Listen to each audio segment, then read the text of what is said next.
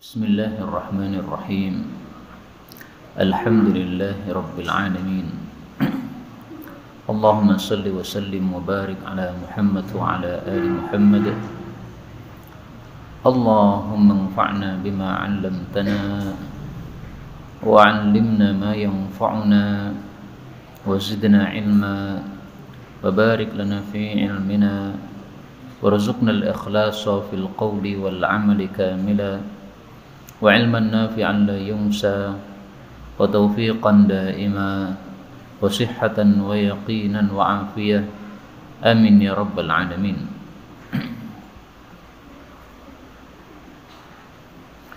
Alhamdulillah, kaum muslimin rahimakumullah. Kita lanjutkan pengajian kitab Ar-Risalah Al-Jami'ah karya Al-Habib Ahmad Al-Habsyi rahimahullahu ta'ala, yang sudah wafat pada tahun 1145 Hijriyah. Dan pada pertemuan yang lalu sudah kita pelajari tentang maksiat-maksiat hati. Demikian juga telah kita pelajari tentang amalan-amalan ketaatan hati. Maka kita lanjutkan sekarang bab berikutnya, yaitu maksiat-maksiat anggota tubuh. Maksiat anggota tubuh dinomorduakan karena anggota tubuh manusia maksiatnya lebih kecil daripada maksiat hati manusia. Karena hati adalah inti, sementara anggota tubuh yang lain itu mengikuti kepada hati. Maka beliau mengatakan, wa amma adapun ma'asil jawarihi, maksiat-maksiat anggota tubuh, fa ma'asil batni, maka ada maksiat-maksiat perut, mithlu semisal aklir riba, makan riba, wa syurbi dan meminum kulli muskirin, setiap yang memabukkan, wa akli dan memakan malil yatim, harta anak yatim, wa kulli dan setiap ma harramallah, apa yang Allah haramkan, alaihi terhadap dia, minal ma'kulati dari makanan-makanan, wal masyrubati dan minuman-minuman. Kaum muslimin rahimani wa rahimakumullah, anggota tubuh ada beberapa. Ada mata, ada mulut, ada telinga, ada perut. Beliau memulai dengan perut terlebih dahulu. Kenapa? Karena pentingnya hal ini. Hadis yang menunjukkan pentingnya masalah perut adalah sabda Nabi sallallahu alaihi wasallam, kullu jasadin, setiap tubuh, nabata min suhtin, yang tumbuh dari sesuatu yang haram, fannaru aula bih, maka neraka lebih dekat kepadanya. Hadis riwayat Tabarani sahih. Jadi masalah perut atau masalah makan ini bukan masalah yang sepele, tetapi masalah yang besar. Dengan sebab kita tidak menjaga perut kita dari sesuatu yang haram, menyebabkan kita lebih dekat kepada neraka, yaitu mudah untuk berbuat maksiat dan susah untuk berbuat kebaikan. Maka beliau memulai dengan maksiat perut. Beliau memberikan di sini beberapa contoh. Ada 4 contoh yang beliau sebutkan. Yang pertama adalah makan riba. Kenapa makan riba ini disebutkan pertama kali? Karena besarnya dosanya. Tidak ada satupun dosa yang ditantang perang oleh Allah dalam Al-Quran kecuali riba. Allah subhanahu wa ta'ala mengatakan pada surah Al-Baqarah ayat 279, fa illam taf'alu fa'adhinu biharbim minallahi wa rasulih. Kalau kalian tidak mau berhenti dari riba, fa'adhinu atau fa'adhanu, dua qiraah, maka umumkanlah biharbin, adanya perang yang besar, minallahi wa rasulih, dari Allah dan Rasulnya. Jadi kalau kita melakukan riba itu sama dengan menentang perang terhadap Allah Subhanahu wa taala, sehingga ini dosa yang sangat besar. Rasulullah sallallahu alaihi wasallam juga mengatakan masalah riba, inna abwabar riba 72 huban. Sesungguhnya dosa riba itu ada 70 macam. Aisaruha ayyankihar rajulu ummah, yang paling ringan adalah seperti seorang laki-laki menzinai ibunya sendiri. Na'udzubillahi min syarri dzalik. Hadis riwayat Ibnu Majah dan derajatnya disahihkan oleh Al-Albani. Nah, maka kalau riba sebesar ini dosanya, sangat pantas beliau sebutkan pertama kali sebagai contoh maksiat perut. Yang kedua adalah meminum minuman yang memabukkan. Kulli muskir, setiap yang memabukkan. Yang dimaksud setiap yang memabukkan itu adalah sesuatu yang kalau diminum bisa menyebabkan mabuk, meskipun tidak sampai mabuk tetap haram. Misalnya seseorang minum 1 gelas mabuk, tapi kalau minum 1 sendok tidak mabuk, tetap haram. Sehingga orang yang minum minuman keras itu dicambuk oleh hakim, 40 kali, itu tidak menunggu mabuk. Mau mabuk atau tidak mabuk, kalau sudah meminum meskipun 1 sendok saja, meskipun 1 tetes saja, itu sudah berhak untuk dicambuk 40 kali cambuk. Rasulullah sallallahu alaihi wasallam bersabda tentang bahayanya minum minuman keras. Beliau mengatakan, al-khamru ummul khaba'ith. Minuman keras adalah induknya segala perbuatan-perbuatan jelek. Faman syaribaha, barang siapa yang minum miras, lam tuqbal salatuhu arba'ina yauman, salatnya tidak diterima oleh Allah selama 40 hari. Fa in mata wahya fi batnih, kalau dia mati masih ada di dalam perutnya minuman keras, mata mitatan jahiliyah, maka dia pun mati seperti mati jahiliyah. Hadis riwayat Tabarani, derajatnya hasan. Kenapa seseorang yang minum minuman keras disebut sebagai ummul khaba'ith, induk dari perbuatan-perbuatan jelek? Sayyidina Utsman mengatakan, hindarilah minum minuman keras, karena minuman keras zaman dulu ada seseorang yang gara-gara minum minuman keras akhirnya dia berzina. Karena orang yang mabuk tidak sadar apa yang dia lakukan. Ada perempuan di depan dia, akhirnya muncul syahwatnya, akhirnya berzina. Setelah berzina, maka si wanita pelacur ini mengatakan, kamu sudah terlanjur berzina sama saya. Di kamar sini ada anak kecil. Ini anak jadi saksi zina kita. Kalau kamu tidak bunuh anak ini, maka dia akan membocorkan rahasia kamu dengan saya. Akhirnya orang itu kemudian membunuh laki-laki tadi, anak kecil tadi. Maka dengan sebab minum minuman keras, dia melakukan 3 dosa sekaligus. Minum minuman keras, berzina, dan membunuh anak. Gara-gara 1 minuman keras. Maka disebut sebagai ummul khaba'ith, induknya segala perbuatan dosa. Kemudian yang ketiga, wa akli malil yatim, memakan harta anak yatim. Ini semua contoh-contoh yang disebutkan oleh beliau dosa-dosa besar. Riba dosa besar, miras dosa besar, makan harta anak yatim dosa besar. Taunya dari mana? Dari ancaman-ancaman yang didapatkan dalam Quran maupun hadis. Apa ancaman makan harta anak yatim? Bisa dilihat pada surah An-Nisa. Innal ladzina ya'kuluna amwalal yatama zulman innama ya'kuluna fi butunihim nara wa sayuslawna sa'ira. An-Nisa ayat 4. Sesungguhnya orang-orang yang memakan harta-harta anak yatim secara zalim, tiada lain mereka memakan dalam perut mereka api neraka. Wa sayuslawna atau yaslawna, 2 qiraah, dan mereka akan dimasukkan sa'ira, ke dalam neraka yang dinyalakan. Yang disebut anak yatim adalah orang yang sudah kehilangan bapaknya. Bapaknya mati, itu namanya yatim. Dan dia belum balik, maka syaratnya yatim dua. Satu, dia belum balik. Yang kedua, yang mati adalah bapaknya. Kalau yang mati ibunya, maka tidak disebut sebagai yatim, karena yang menafkahi seorang manusia adalah bapaknya.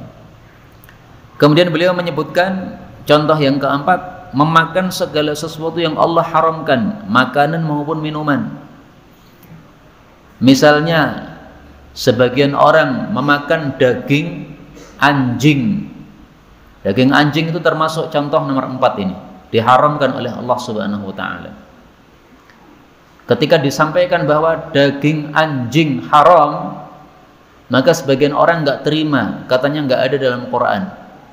Nah, maka jawabnya adalah tidak semua yang haram itu ada dalam Quran. Dalam hadis juga ada.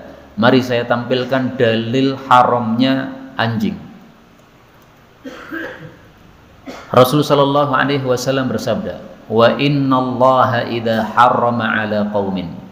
Dan sesungguhnya Allah itu kalau mengharamkan kepada suatu kaum akla syai'in, memakan sesuatu, harrama 'alaihim tsamanah, maka Allah pun juga mengharamkan terhadap mereka harganya. Hadis riwayat Abu Dawud sahih. Artinya kalau dilarang untuk diperjualbelikan, berarti dagingnya haram untuk dimakan. Kucing dilarang untuk diperjualbelikan, berarti dagingnya kucing haram untuk dimakan. Anjing haram untuk diperjualbelikan, berarti dagingnya anjing haram dimakan. Apa dalilnya bahwasanya haram diperjualbelikan anjing itu? Sabda Nabi SAW. Beliau mengatakan, "Thamanul kalbi khabith." Harganya menjual anjing adalah jelek. "Wa mahrul baghi khabith." Dan upahnya pelacur adalah jelek. Jelek maksudnya haram. Jadi di sini Nabi menyamakan antara hasil menjual anjing dengan hasil melacur. Berarti kan sama-sama haram. Nah, maka kalau hasil menjual anjing adalah haram, itu tanda bahwa anjingnya haram untuk dimakan. Nah, seperti itulah cara mengetahui bahwa anjing itu haram dimakan. Karena sebagian orang tidak paham bahwa anjing haram dimakan, dianggap halal. Enggak halal. Memang tidak ada dalam Quran, tapi dalam hadis Nabi SAW kita temukan dalilnya. Kemudian di bawahnya beliau menjelaskan bahaya riba dan minuman keras. Beliau mengatakan waqad la'ana, dan sungguh telah melaknat Allah wa rasuluhu dan rasulnya, akilar riba, orang yang memakan riba, wa kulla, dan setiap man a'ana, orang yang membantu, ala aklihi, untuk makan riba. Jadi siapapun yang berkaitan dengan riba, maka dia ikut mendapatkan dosa. Pencatatnya, saksinya, yang memakan, yang memberi makan, semuanya kena. Rasulullah SAW bersabda, wa syahidaihi, la'anallahu, Allah telah melaknat akilar riba, orang yang makan riba, wa mukilahu, dan yang memberi makan riba, wa syahidaihi, dan kedua saksinya, wa katibahu, dan pencatatnya, hum, mereka semua berlima, fihi sawa, di dalamnya adalah sama-sama, yaitu dilaknat oleh Allah Subhanahu wa taala. Hadis riwayat Muslim. Jadi masalah riba yang kena laknat 5 orang. Yang memakan, yang diberi makan, atau yang memberi makan, kemudian yang 2 orang saksi dan pencatat. Yang memakan, misalnya bank meminjamkan kepada kita duit 1 juta, kemudian kita mengembalikan 1.100.000. Nah, berarti pemakan riba adalah bank. Kita yang minjem adalah mukil, orang yang memberi makan riba kepada bank, sama dilaknat.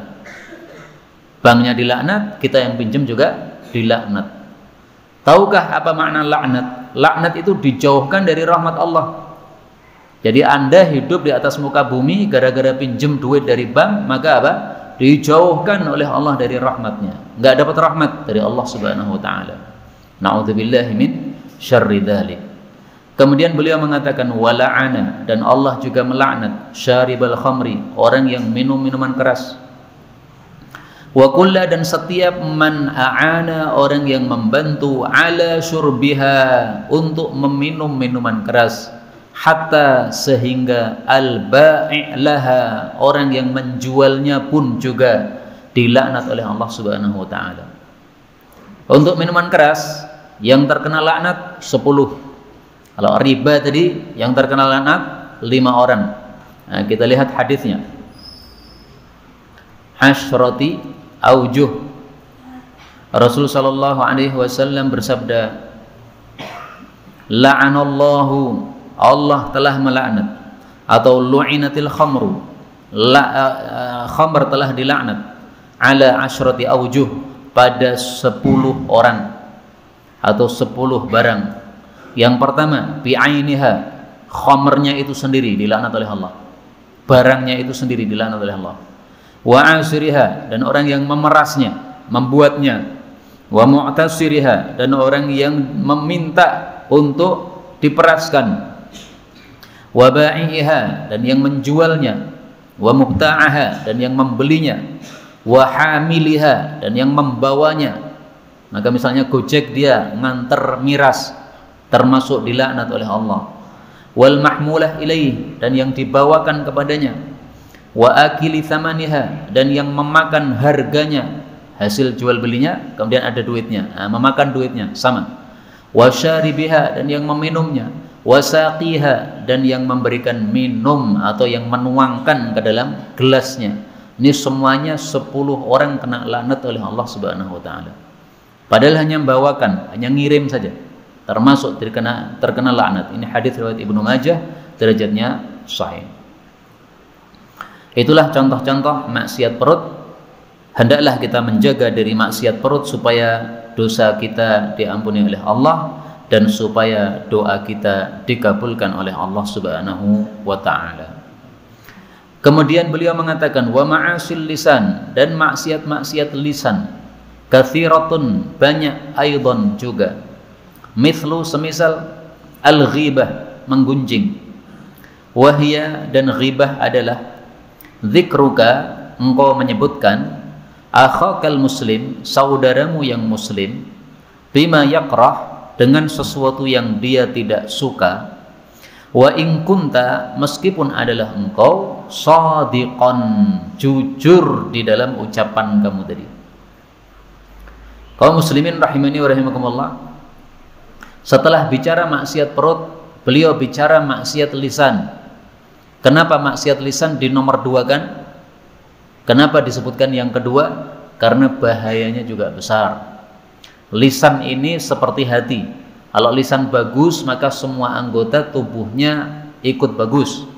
Dalilnya sabda Nabi SAW, diriwayatkan oleh Al-Imam At-Tirmidzi dalam kitab sunannya, bahwa Rasul SAW bersabda, idza asbaha ibnu Adam, apabila manusia masuk waktu pagi, fa innal a'dha'a kullaha, maka sesungguhnya seluruh anggota tubuhnya, tukaffirul lisan, akan tunduk kepada lidah. Fataqul, maka anggota tubuh itu mengatakan, ittaqillaha fina, takwalah kepada Allah terhadap kami. Fa innama nahnu bika, karena kami hanya ikut kepada engkau. Fa in istaqamta istaqamna, kalau engkau lurus kami ikut lurus. Wa in wajajta wajajna, tetapi kalau kamu wahai lisan kamu bengkok, maka kami anggota tubuh semuanya ikut bengkok. Sehingga anggota tubuh manusia yang paling penting ada 2. Yang tidak tampak adalah paling penting hati, yang tampak adalah paling penting lisan. Lisan bagus, hati bagus, semua amal dan semua anggota tubuh akan menjadi bagus. Maka beliau mencontohkan yang pertama kali adalah dosa ghibah, menggunjing orang, menyebutkan keburukan orang. Nggak boleh. Boleh kita menyebutkan keburukan orang kalau di depan dia. Ada seseorang punya keburukan, nah kita ingatkan, ya akhi, engkau melakukan begini begitu, ini tidak boleh. Nah itu di depan dia. Tapi kalau orangnya di belakang kita, kemudian kita menyebutkan keburukannya, tidak boleh seperti itu. Apakah kita sudah suci? Kenapa menyebutkan keburukan orang lain? Sepantasnya kita menyebutkan keburukan diri kita sendiri. Kalau memang kita punya keburukan, nggak usah menyebutkan keburukan orang lain. Allah Subhanahu wa taala melarang ghibah di dalam Al-Qur'an pada surat Al-Hujurat. Wala yaghtab ba'dukum ba'dha, dan janganlah menggunjing sebagian kalian terhadap sebagian yang lain. Ayuhibbu ahadukum ayyakula lahma akhihi mayyitan, apakah senang seseorang itu memakan dagingnya saudaranya yang sudah mati? Ini boleh dibaca maitan atau mayyitan, dua qiraah. Fakarihtumuh, maka kalian pasti benci, tidak mau. Nah, ghibah seperti itu. Ghibah itu sama dengan kita melihat saudara kita sudah mati, sudah menjadi jenazah, kemudian kita etet-etet dagingnya, kita goreng dijadikan bakwan, kita makan. Sama dengan seperti itu. Artinya ini perumpamaan yang sangat buruk, tidak sepantasnya kita melakukannya. Maka Sayyidina Abu Bakar, Sayyidina Umar pernah ditegur oleh Nabi SAW. Saya melihat daging saudaramu yang kamu ghibah itu nyelilit di antara gigi-gigi kamu. Padahal apa yang dikatakan oleh Sayyidina Abu Bakar dan Umar? Hanya mengatakan bahwa ini pelayan kita ini tidurnya terlalu lelap kayak Nabi saja. Cuma ngomong begitu aja. Jadi pelayannya mestinya sudah menyiapkan makanan, sehingga ketika Abu Bakar Umar bangun makanan sudah siap. Ini makanan belum siap, dia masih tertidur lelap. Maka digunjing oleh Abu Bakar dan Umar. Gunjingnya sepele aja, mengatakan ini orang tidur terlalu lelap kayak Nabi saja. Cuma begitu. Tapi oleh Nabi sudah ditegur keras, kamu sudah menggibah saudaramu, nggak boleh. Demikian juga Rasulullah SAW menegur istri beliau gara-gara menyebut Sofiyah, istri Nabi yang lain, bahwa Sofiyah itu cebol, pendek, cendek. Ya Rasulullah, istrimu Sofiyah itu cendek, pendek. Apa kata Nabi? Laqad qulti kalimatan, kamu menggunjing Sofiyah, kamu sudah mengucapkan satu kalimat, law muzijat bima'il bahri lamazajadhu, kalau kalimat itu dicampur dengan air laut sudah merusak air laut. Kalimatnya cuma sepele, pendek. Kita menyebut seseorang pendek, hitam, gembrot dan sebagainya boleh apabila bukan tujuannya untuk menghina, bukan. Misalnya saya tanya, kenal sama Pak Ahmad. Pak Ahmad yang mana ya? Oh, Pak Ahmad yang gendut. Nah, tujuannya untuk memperkenalkan saja, nggak apa-apa. Tapi kalau untuk mengejek, menghina, nah, maka seperti dalam kasus hadis ini, dia sebutkan pendek, cebol, tapi tujuannya untuk menghina, maka kata Nabi, itu seandainya dicampur dengan air laut sudah rusak semuanya gara-gara ucapan kamu. Na'udzubillahi min syarri dzalik. Karena itu kaum muslimin rahimani wa rahimakumullah, kalau mendengar ghibah maka hendaklah kita diam. Diam tujuannya adalah kita mengingatkan kepada orang yang menggibah tadi, kamu jangan melanjutkan ucapan. Saya tidak mau nanggapi ucapan kamu. Kenapa? Kamu sudah mulai ghibah. Atau kita tinggalkan majelis supaya dia sadar, oh ini orangnya meninggalkan majelis gara-gara saya ghibah. Mengingatkan saudara kita yang melakukan ghibah dengan diam atau dengan meninggalkan majelis. Maksiat lisan yang kedua, wan namimah, dan mengadu domba. Mengadu domba termasuk dosa besar. Karena Rasul sallallahu alaihi wasallam mengancam orangnya tidak masuk surga. La yadkhulul jannah, tidak bakal masuk surga. Qattatun, orang yang mengadu domba. Hadis riwayat Bukhari dan Muslim. Yang dimaksud mengadu domba itu bagaimana? Kata Imam Nawawi, definisi mengadu domba adalah menceritakan ucapan orang lain supaya merusak hubungan antar manusia. Misalnya kita mendengar A ngomongin tentang B, nah, maka kita beritahukan kepada B, wahai B, kemarin A itu ngomongin tentang kamu gini. Nah, si B marah, wah kurang ngajar A ini, berarti mencela saya. Akhirnya hubungan antara A dengan B jadi jelek. Kenapa? Karena mengetahui bahwa A ngomongin jelek kepada B, padahal sebenarnya B tidak ada masalah terhadap A. Tapi gara-gara dia tahu dia ngomongin begitu, akhirnya benci kepada orang tersebut. Ini nggak boleh. Sehingga kalau kita mendengar seseorang ngomongin orang lain, oh ucapan yang jelek, jangan disampaikan. Tapi kalau sebaliknya, diperbolehkan disampaikan. A memuji-muji B, nah, maka kita sampaikan pujian itu, nggak ada masalah. karena itu bukan merusak tapi malah apa? Menambah kerukunan. B kita ceritai, kemarin kamu dipuji oleh A, begini. Nah, pasti B akan senang kepada A. Bahkan seandainya A sama B bermusuhan, seandainya, maka boleh kita bohong. Kita temui A, kita mengatakan, wahai A, si B itu memuji kamu kemarin. Kemudian setelah itu kita datang kepada B, kita ngomong juga, kemarin A itu saya datangi dia, ternyata dia memuji kamu. Padahal nggak memuji sama sekali. Boleh bohong seperti ini, boleh. Kenapa? Tujuannya mendamaikan antara dua orang yang bertengkar. Sebagaimana kalam Allah dalam Al-Quran, fa aslihu baina ikhwatikum atau baina akhawaikum. Surat Al-Hujurat ayat 10. Damaikanlah di antara dua saudara kalian yang sedang bertengkar, meskipun dengan menipu atau berbohong tadi, boleh, nggak ada masalah, diizinkan oleh Rasul Sallallahu Alaihi Wasallam. Maksiat lisan yang ketiga, wal kadzib, dan dusta. Dusta ini juga termasuk dosa besar. Rasul Sallallahu Alaihi Wasallam mengatakan bahwasanya dusta menghantarkan kepada maksiat-maksiat yang lain. Wa innal kadziba yahdi ilal fujur.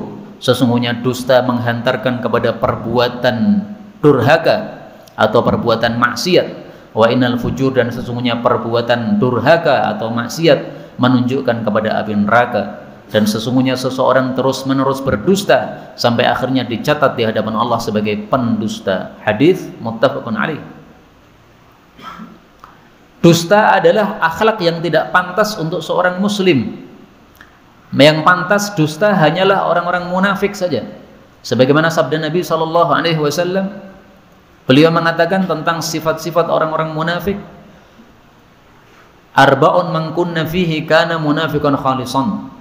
Ada 4 sifat kalau ada terkumpul pada seseorang berarti dia munafik murni. Salah satunya apa? Idza haddatsa kadzaba. Kalau dia bicara maka dia dusta. Hadis muttafaqun alaih. Nah, maka para penjual ini harus hati-hati. Kadang-kadang penjual itu berdusta dalam memuji barangnya. Atau mungkin dia tidak berdusta tetapi menutup-nutupi aibnya.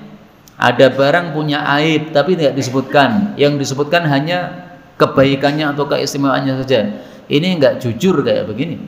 Meskipun dia tidak dusta tetapi apa? Tidak jujur. Kenapa tidak jujur? Karena semestinya dia imbang menyebutkan fadilahnya juga menyebutkan kekurangannya atau aibnya. Aib dalam dagangan kalau disembunyikan ini namanya dusta. Dusta adalah akhlak yang paling dibenci oleh Nabi SAW. Karena adalah abghadul khuluq, paling dibencinya akhlak ilaihi oleh Nabi SAW adalah al-kadzibu, dusta. Hadis riwayat Baihaqi dalam Syu'abul Iman, derajatnya sahih. Maka dalam hadis yang lain disebutkan Rasulullah kalau melihat salah satu keluarganya berdusta, maka beliau tidak mau mengreken, tidak mau menggubris orang tersebut sampai dia memperbaiki tobatnya kepada Allah Subhanahu wa taala. Dia belum memperbarui tobat, maka Nabi masih berpaling terus, melengos terus sama orang itu, nggak peduli. Meskipun lebih dari 3 hari, lanjut. Pokoknya kamu belum tobat, maka tidak akan saya reken, tidak akan saya gubris. Itu saking bencinya Rasul terhadap orang yang berdusta. Yang keempat, wasyatmi wassabbi, dan mencaci maki. Sama antara syatam dengan sab, mencaci atau mencela. Yang kelima, wal-la'ni, dan melaknat, wa ghairiha, dan yang lain-lainnya.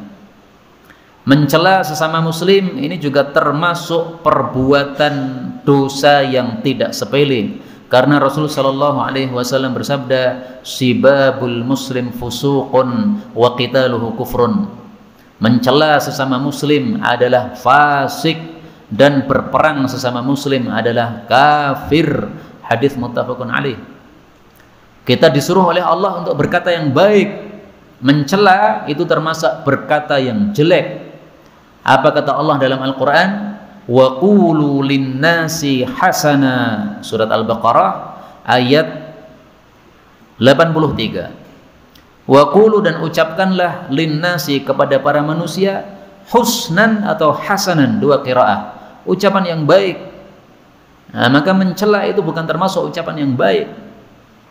Mencela seseorang, menyebutkan keburukan bapak atau ibunya juga tidak boleh, karena mencela ibu seseorang sama dengan mencela ibu kita sendiri. Mencela bapak seseorang sama dengan mencela bapak kita sendiri. Sebagaimana sabda Nabi SAW, beliau mengatakan, minal kabair, termasuk dosa besar, syatmur rajul walidain, seseorang mencela kedua orang tuanya sendiri. Maka Rasulullah ditanya, apakah ada orang mencela orang tuanya sendiri? Maka beliau mengatakan, ada. Yasubbu abar rajul, dia mencela bapaknya orang lain. Fayasubbu abah, maka orang lain tadi membalas mencela bapak dia. Wa yasubbu ummah, dia mencela ibunya orang lain. Fayasubbu ummah, maka orang itu membalas mencela ibu dia. Berarti seolah-olah kita mencela ibu kita, karena orang tadi mencela ibu kita gara-gara kita mencela ibu dia. Maka dilarang oleh Nabi dan termasuk kabair, dosa besar, bukan dosa kecil. Bayangkan mencela saja termasuk apa? Dosa besar. Karena itu kaidahnya adalah ayat tadi, wa qulu linnasi hasana, berkatalah kepada manusia ucapan yang baik. Sehingga ketika seseorang sedang marah, oleh Nabi SAW dihasungkan untuk diam. Kenapa? Karena orang sedang marah seringkali yang keluar kata-kata kotor, ucapan-ucapan caci maki. Itu biasanya orang marah begitu. Nah, maka oleh Nabi disuruh diam. Udah, kamu marah, diam aja, udah, dikunci aja mulutnya. Kalau mau bicara silahkan bicara, tapi tahlil, tasbih atau apalah yang baik-baik. Kalau bicara marah, maka pasti yang muncul adalah kata-kata yang tidak baik. Kemudian beliau mengatakan, wa ma'asil ain, dan maksiat-maksiat mata, mithlu semisal an-nadhari, melihat, ilan nisa'i, kepada wanita-wanita al-ajnabiyat, yang ajnabi. Dosa melihat kepada wanita ajnabi, menurut salah satu guru saya, adalah dosa paling sering dilakukan pada masa kita sekarang ini. Perkataan beliau ini tidak salah, karena dulu kalau kita mau maksiat melihat wanita ajnabi, kita perlu keluar rumah. Kalau tidak keluar rumah, tidak akan melihat wanita ajnabi. Tapi sekarang betapa banyak wanita ajnabi, meskipun kita berada di dalam rumah kita, tetapi mereka bisa tampak di depan mata kita. Membuka HP misalnya, kemudian ada grup di situ. Nah, kita pengen ngerti siapa saja isi grup ini. Kemudian ada wanita, di situ ada apa? Gambar wanita tidak pakai jilbab. Kemudian kita pengen melihat wajahnya kayak apa. Nah, dilihat profilnya, foto wanita. Nah, karena itu sebagian orang tidak mau campur baur laki perempuan dalam satu grup, karena seperti itu ada kemaksiatan di dalamnya. Menurut saya perempuan campur dalam satu grup tidak masalah selama tidak terjadi apa? Kemaksiatan. Tapi ketika terjadi mafsadat seperti itu, kemudian yang laki-laki melihat fotonya perempuan, menikmatinya, demikian juga perempuan melihat fotonya laki-laki, menikmatinya, melihat profilnya, gambar profilnya itu, maka itu adalah satu kemaksiatan, tidak diperbolehkan. Karena itu tidak disarankan, terutama para wanita, untuk pasang foto profil dia sehingga dilihat oleh orang-orang secara umum. Tidak disarankan. Kalau yang berhubungan dengan Anda hanya wanita-wanita, silahkan. Tapi kalau ada laki-laki yang hubungan dengan Anda lewat WA, maka foto Anda akan nampak dilihat oleh orang. Ini seperti ini adalah termasuk dari maksiat mata. An-nadhar ilan nisa'il ajnabiyat. Yang kedua, wa nadhari, dan melihat al-aurat, kepada aurat-aurat, aurat laki-laki maupun aurat perempuan, semuanya sama, tidak diperbolehkan. Jadi laki-laki melihat perempuan, jelas kan? Tidak boleh. Tapi laki-laki melihat laki-laki, auratnya juga nggak boleh. Kita nonton sepak bola, sementara pemain sepak bola pahanya terlihat karena dia pakai celana pendek, nggak boleh. Paha dia itu adalah aurat dia. Dalilnya sabda Nabi SAW, Sangat jelas dalilnya. Mari kita lihat dalilnya. Beliau mengatakan, la taqshif fakhdak. Kamu jangan singkap paha kamu. Wala tangdur, dan jangan melihat ila fakhidhi hayyin wala mayyit, baik kepada paha orang yang masih hidup maupun paha orang yang sudah mati. Hadis riwayat Abu Dawud, derajatnya adalah sahih.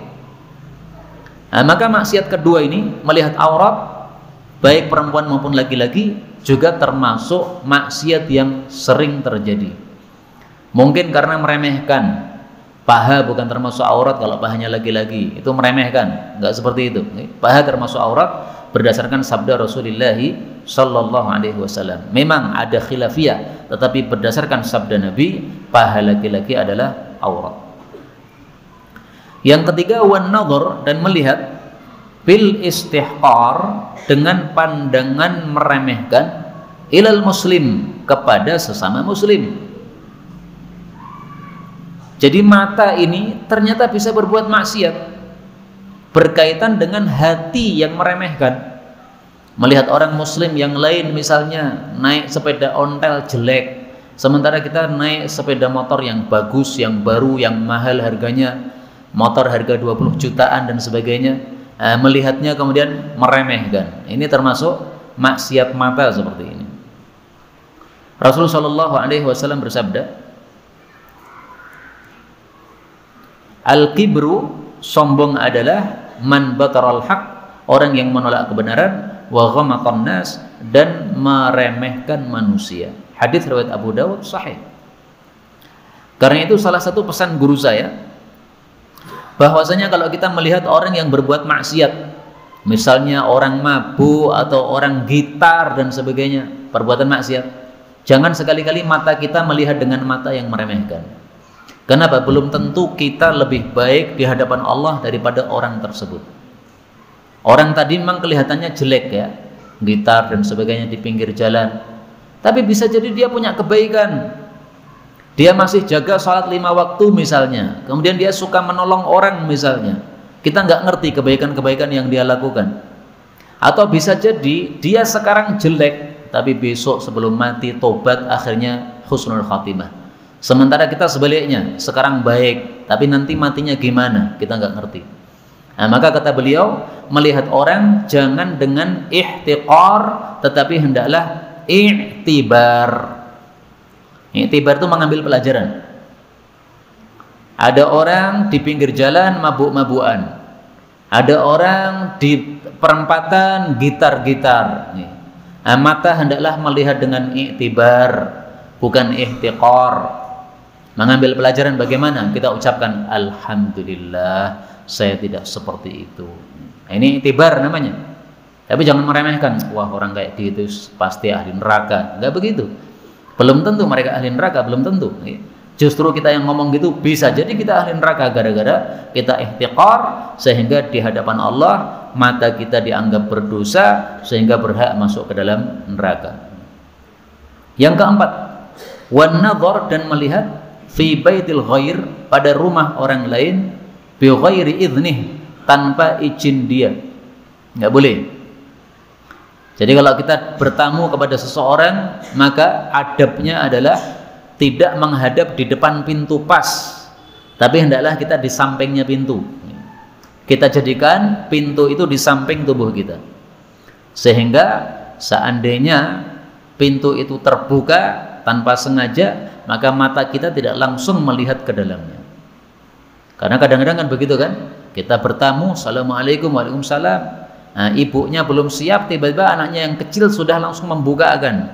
Nah, kaget ibunya, belum pakai jilbab. Kalau kita pas di depan pintu, maka akan melihat auratnya.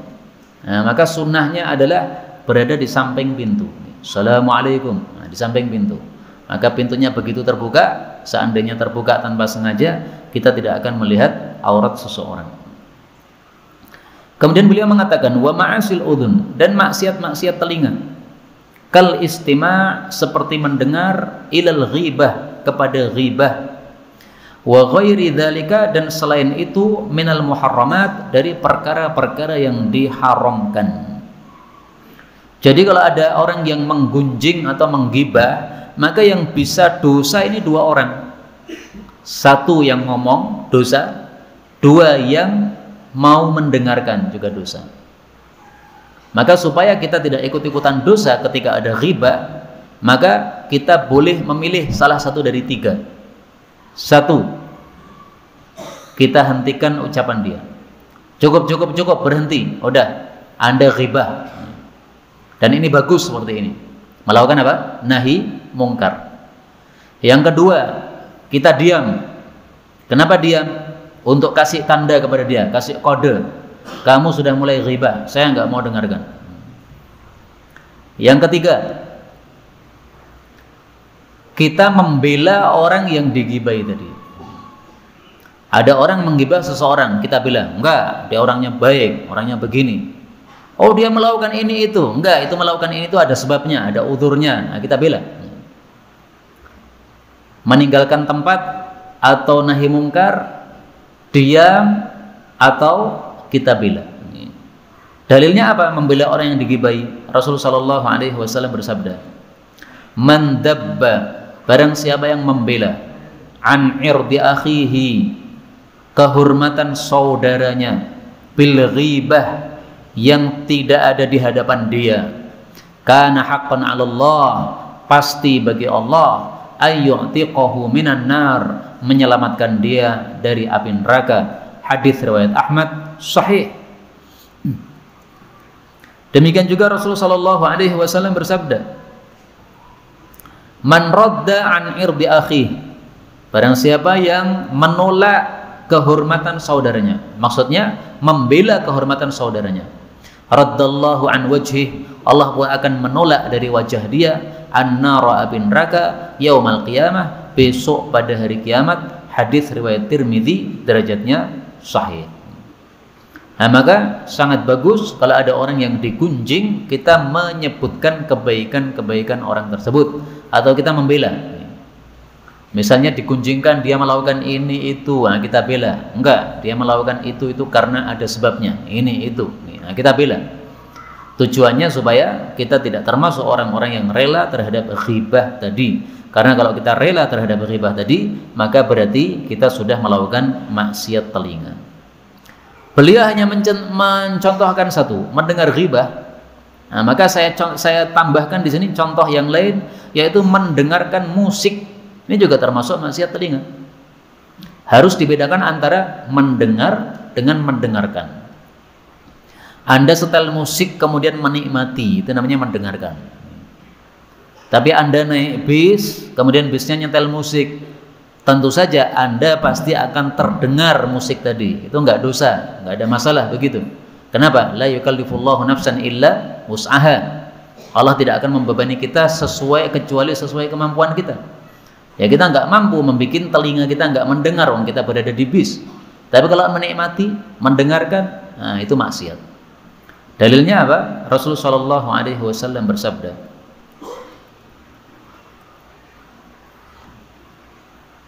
la yakunanna, sungguh akan muncul, min ummati, dari umatku, qaumun, suatu kaum, yastahillunal hira, yang mereka itu menghalalkan al-hira, zina, atau al-khazza, dua qiraah, wal harira, dan menghalalkan sutra, wal khamra, dan menghalalkan minuman keras, wal ma'azif, dan menghalalkan alat-alat musik. Ini dalil sangat jelas alat musik haram. Karena Rasulullah mengatakan akan muncul kaum yang menghalalkan. Berarti asalnya apa? Haram. Apalagi disebutkan di sini semuanya haram. Zina, adakah zina yang halal? Enggak ada. Sutra, adakah sutra yang halal? Enggak ada untuk laki-laki. Semua sutra haram. Sutra halal boleh untuk laki-laki, tetapi dibatasi oleh Nabi hanya lebarnya 4 jari ini. Untuk hiasan di leher misalnya, nah, ini sutra halal. Tapi kan itu hanya sedikit dimaafkan, bukan untuk pakaian tapi untuk hiasan saja. Minuman keras, adakah minuman keras yang halal? Enggak ada. Berarti demikian juga ma'azif, alat musik adalah haram. Hanya satu alat musik yang halal, yaitu rebana saja, karena dilakukan di masa Rasul dan Rasul tidak mengingkari. Adapun selain rebana, maka semuanya adalah haram. Seruling haram, gitar haram, piano haram. Sehingga kalau punya alat-alat ini di rumah antum, silahkan segera dimusnahkan. Karena panjenengan menyimpan alat-alat itu sama dengan menambah dosa setiap hari. Kalau dimusnahkan, maka segera menghentikan dosa Anda. Ini sudah saya beli dulu, harganya mahal ini, tapi saya sekarang sudah tobat. Nah, tobatnya disempurnakan, jangan disimpan terus, hendaklah dimusnahkan. Wah, kalau dimusnahkan eman-eman ini, dulu harganya mahal, saya jual saja. Nggak boleh dijual, haram. Karena sesuatu yang haram dijual, hasilnya juga haram. Anjing haram kan, dijual haram. Minuman keras haram kan, dijual haram. Nggak boleh. Inilah kaum muslimin rahimani wa rahimakumullah, beberapa hal yang dapat kita baca dari kitabnya Syekh Ahmad Al-Habsyi ini. Ringkasnya, ada beberapa maksiat tubuh yang hendaklah kita hindari.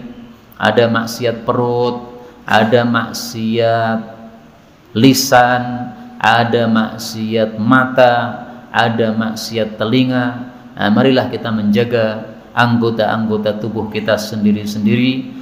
Hendaklah kita menjaga anggota tubuh kita masing-masing supaya kita lebih disucikan oleh Allah Subhanahu wa taala. Adapun berikutnya maksiat-maksiat tangan dan seterusnya, insyaallah akan kita bahas pada waktu yang akan datang. Wallahu a'lam bissawab. Walhamdulillahi rabbil alamin. Sisa waktu kalau ada pembahasan dipersilahkan. Silakan, Pak.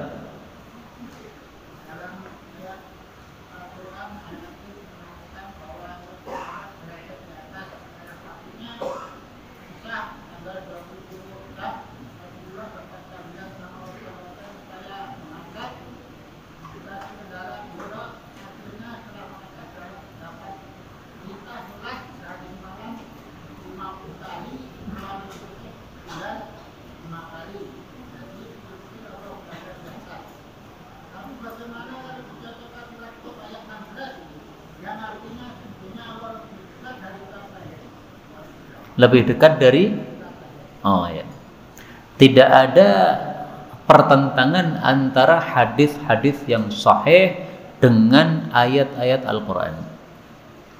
Nabi SAW naik ke langit, berjumpa dengan Allah, mendapatkan wahyu salat 5 waktu. Berarti kan harus naik dulu ke langit. Nah, tapi katanya Allah itu lebih dekat daripada urat nadimu. Apakah bertentangan? Sama sekali tidak bertentangan. Karena yang dibicarakan adalah hal yang berbeda. Itu seperti ayat misalnya Allah Subhanahu wa taala mengatakan,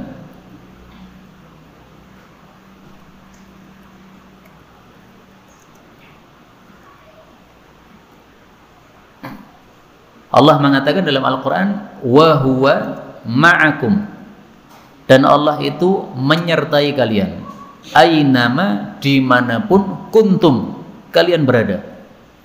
Berarti kita di masjid, Allah menyertai kita. Kita pindah ke kamar mandi, Allah menyertai kita. Kita pindah ke pasar, Allah menyertai kita. Ini yang dibicarakan ini berbeda dengan yang dibicarakan di ayat yang lain, bahwasanya Allah di atas singgasananya, berbeda. Kalau ini Allah bicara tentang maha mengetahuinya Allah. Maha mengetahuinya Allah itu adalah menyertai kita terus. Kita berada di kamar mandi, Allah mengetahui kita. Kita berada di dalam rumah, Allah mengetahui kita. Nah, demikian juga tadi yang ditanyakan tadi, ayatnya tadi, itu bicara tentang kekuasaan Allah Subhanahu wa taala. Tidak bicara tentang zatnya Allah. Tapi kalau zatnya Allah, tetap sebagaimana yang dikatakan oleh Allah dalam ayat yang lain, Allah itu bersemayam di atas singgasana, Allah itu di atas langit. Maka tidak ada yang bertentangan sama sekali. Baik, kemudian ini ada pertanyaan lagi.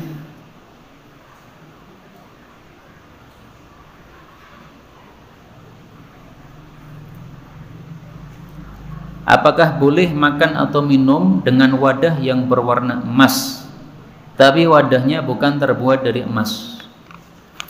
Tidak masalah kalau hanya warnanya saja tetapi bukan emas. Karena yang dilarang adalah emasnya sendiri atau peraknya sendiri. Rasulullah sallallahu alaihi wasallam bersabda, "La ta'kulu fi aniyatidz dzahabi wal fiddah." Janganlah kalian makan pada wadah-wadah emas maupun perak. Innalladzi ya'kul, sesungguhnya orang yang makan atau minum pada wadah emas dan perak, tiada lain dia menuangkan pada perutnya neraka jahanam. Hadis riwayat Muslim sahih. Nah, maka yang dilarang adalah wadah emas dan perak, bukan warna emas dan perak. Kalau hanya warna saja nggak ada masalah. Dan para ulama mengatakan kalau ada wadah gelas tapi dipoles atau dilapisi dengan emas, sama juga haram. Karena berarti ada apa? Emasnya. Dipoles berarti kan luarnya emas. Nah, maka kalau yang ditanyakan ini maksudnya adalah warnanya saja warna emas, tapi polesannya bukan emas, nggak apa-apa. Tapi kalau yang dimaksud oleh penanya ini adalah warnanya warna emas karena dipoles dengan emas, maka haram. Karena berarti gelas tadi itu bahannya dua. Bahan dalamnya adalah kaca, bahan luarnya polesannya adalah apa? Emas. Sama-sama haram, tidak boleh. Kalau emasnya hanya sebagai penambal saja, ini ada gelas retak, kemudian retaknya itu ditambal dengan emas, maka ini juga haram. Kenapa? Karena yang diizinkan oleh Nabi untuk tambalan itu hanya perak saja. Emas tidak ada izin dari Nabi untuk tambalan. Dalilnya bisa dilihat dalam kitab Bulughul Maram min Adillatil Ahkam. Antum tulis di situ silsilatan. Nah, ini ketemu hadisnya, hadis nomor 23 dalam Bulughul Maram. Anas bin Malik menceritakan bahwasanya wadah Nabi SAW pecah. Wadah Nabi biasanya dari kayu, ya. Nah, ini wadah kayunya pecah, terbelah jadi dua. Maka Anas mengambil di tempat yang retak tadi satu silsilah dari fiddah, satu rantai dari perak. Jadi ini yang retak ini disambung lagi, kemudian diikat dengan rantai atau tali tapi dari perak. Nah, ini boleh, hadis riwayat Bukhari. Tapi ini hanya perak saja. Yang kita temukan dalilnya perak. Sehingga para ulama katakan ini hukum khusus untuk perak. Boleh untuk nyambung yang retak. Kalau emas gimana? Emas nggak boleh. Kenapa? Kembali ke hukum asal. Hukum asal kan emas nggak boleh. Perak sebenarnya juga nggak boleh. Tapi ketika ada dalil membolehkan hanya untuk menyambung retak, maka diperbolehkan khusus yang ada dalilnya saja. Yang tidak ada dalilnya tetap kembali kepada hukum semula. Ada lagi mungkin? Mau nggak, Pak? Bagian orang ada yang berdoa ketika kalimat terakhir baca sampai 3 kali. Contohnya Rabbana atina fid dunya hasanah wa fil akhirati hasanah wa qina adzabannar. Yang saya tanyakan 3 kali itu apa artinya? Ya. Sebagian orang membaca doa bagian akhirnya diulang 3 kali. Apakah mengulang doa 3 kali ada dalilnya? Ada. Rasulullah sallallahu alaihi wasallam idza takallama, apabila bicara dengan satu pembicaraan, a'adaha thalathan, beliau ulang 3 kali. Wa idza ata'a ala qaum, kalau beliau mendatangi suatu kaum lalu mengucapkan salam, maka salam juga 3 kali. Dalam hadis yang lain atau dalam riwayat yang lain, apabila doa diulang 3 kali. Ini dalil yang pertama, riwayat Imam Bukhari. Dalil yang kedua, man sa'alallahal jannah, barang siapa yang minta kepada Allah surga, thalatha marrat, diulang 3 kali. Minta surga termasuk apa? Doa. Nah, ini berarti dalil mengulang doa 3 kali.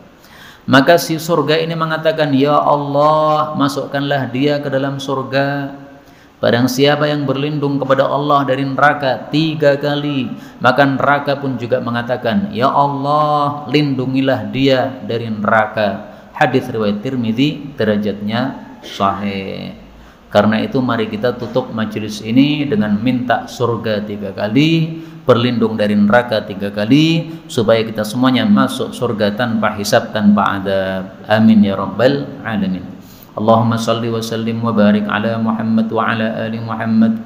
Nas'aluka Allahumma al-jannah. Allahumma inna nas'aluka al-jannah. Allahumma inna nas'aluka al-jannata wa ma qarraba ilaiha min qawlin aw amal. Wa na'udzu bika minan nari wa ma qarraba ilaiha min qawlin aw amal. Wa na'udzu bika minan nari wa ma qarraba ilaiha min qawlin aw amal. Wa na'udzu bika minan nari wa ma qarraba ilaiha min qawlin aw amal. Allahumma aqsim lana min khashyatika ma tahulu bainana wa baina ma'siyatik, wa min ta'atika ma tuballighuna bihi jannatak, wa min al-yaqini ma tuhawwinu bihi alaina musibatid dunya.